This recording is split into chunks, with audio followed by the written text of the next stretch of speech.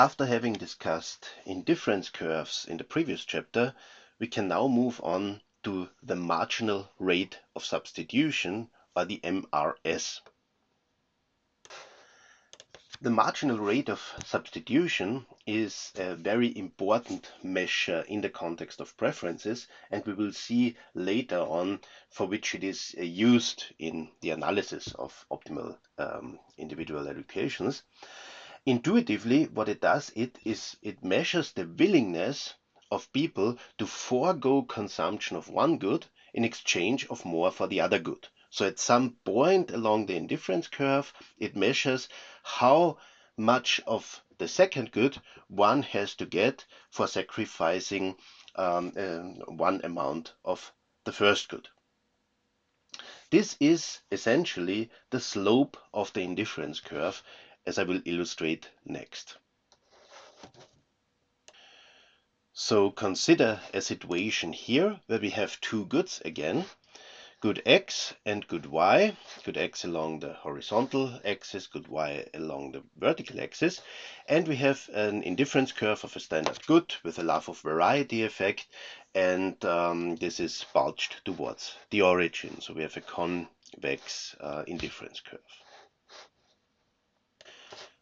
To illustrate this further, assume now we start at the point, at the red point here, which is consumption of 2 units of good x and 19 units of good y. Now assume you get 1 additional unit of good x, so you would move to the right.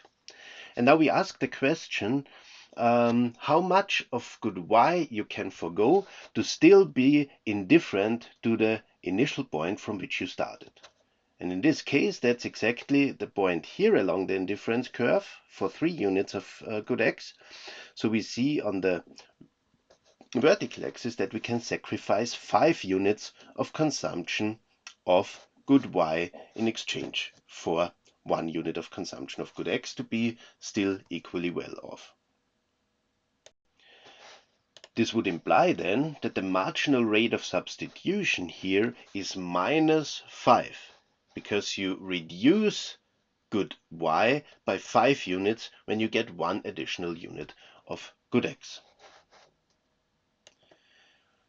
Now the important point is that the marginal rate of substitution changes along the indifference curve, because also the slope of the indifference curve changes. And the reason for that is the love of variety effect. Assume, for example, that you are somewhere here where you consume a more balanced bundle of the two goods, right? So that you consume almost equal amounts of good x and good y. And then we compare the 2 points here along the indifference curve. What we see here is that if we move from this point to this point, what we have is that we would sacrifice 1 unit of good y in exchange for 1 unit of good x. So in this case, here in this area of the curve, the marginal rate of substitution would be -1. So in absolute terms, much less than here. And associated with that is that the indifference curve is much steeper here than it is here for a more balanced amount of consumption if you have a love of variety effect. Let's illustrate this further, and let's go to another point here where you have a lot of consumption of good x already, but only a little of consumption of good y. Now in this case, things are reversed to the situation that we had initially here, because here, if you get additional amounts of good x, they would have to give you a lot of that to sacrifice even more of good y, because you have already very little of good y. So in this case, they would have to give you 3.5 units of x to sacrifice 1 unit of y, and that would mean that the marginal rate of substitution would be -0.29. So the minus sign here is missing because the marginal rate of substitution is always negative. So here there should be a minus sign. Now we can also write this down formally, where the definition of the marginal rate of substitution would be the change in y for a given change in x that leads you to a situation where you are still equally well off as before. So that would be the negative change of y for a given change in x, that you are on the same level of the indifference curve. The marginal rate of substitution is negative because the interpretation is that we get more of good x and therefore have to sacrifice of good y.